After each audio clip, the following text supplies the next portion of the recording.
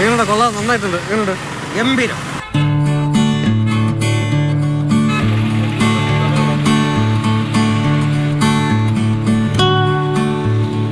ഇത്ര ഭംഗിയുള്ളതെന്ന് ഇതിനു മുമ്പ് നഗരത്തിൽ എവിടെയും കണ്ടിട്ടില്ല.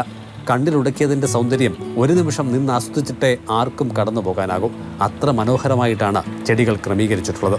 ചുരുക്കത്തിൽ സംഗതി കളറായിട്ടുണ്ട്. ഇത് എത്ര ദൂരമുണ്ട് ഇപ്പോൾ? ഇത് ആദ്യത്തെ ഘട്ടമാണ് ഇപ്പോൾ ഉദ്ദേശിക്കുന്നത്. നമ്മുടെ നഗരത്തിൻ്റെ ഒരു സംസ്കാര മാറ്റം എന്നതാണ് ഉദ്ദേശിക്കുന്നത്. മാലിന്യമുക്തമായിട്ടുള്ള കേരളത്തെ സൃഷ്ടിക്കുമ്പോൾ പത്തനംതിട്ട നഗരത്തെയും ഹരിത നഗരമാക്കി മാറ്റുക എന്നുള്ളതാണ് ഉദ്ദേശിക്കുന്നത്.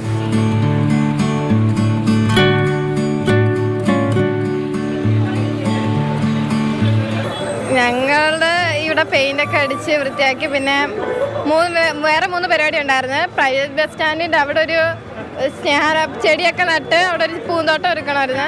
പിന്നെ ഇവിടെ പെയിൻ്റ് അടിച്ച് വൃത്തിയാക്കുക എന്നതാണ് ഞങ്ങളുടെ പണി.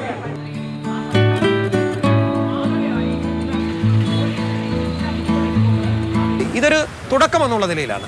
കൂടുതൽ സന്നദ്ധ സംഘടനകൾക്കും മറ്റും ഇതിനകത്ത് പങ്കാളികളാക്കി വരാൻ വേണ്ടി കഴിയും. ഇവർക്കെല്ലാം ആദ്യം ഒന്ന് മുന്നോട്ട് വരാനുള്ള ഒരു മടിയുണ്ടാവും. അതിനുള്ള ഒരു മാർഗം എന്നുള്ള നിലയിലാണ് ഇങ്ങനെയൊക്കെ ചെയ്യാൻ കഴിയും. നമുക്ക് എല്ലാവരും കൂടി ചേർന്നാൽ ഇതൊക്കെ ഇങ്ങനെയൊക്കെ ആക്കി പത്തനംതിട്ടയെ മാറ്റാൻ കഴിയും എന്നുള്ള ഒരു മെസ്സേജ് മാത്രമാണ് ഇതുവഴി മുനിസിപ്പാലിറ്റി ഉദ്ദേശിച്ചിരിക്കുന്നത്.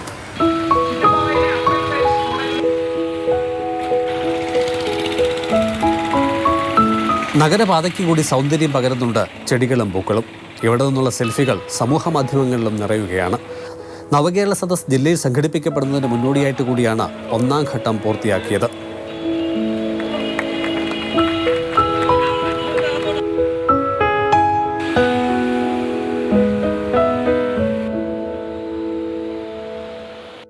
ക്യാമറമാൻ ജയചന്ദ്രൻ മുല്ലമ്പാറയ്ക്കൊപ്പം CK അഭിലാൽ, മാതൃഭൂമി.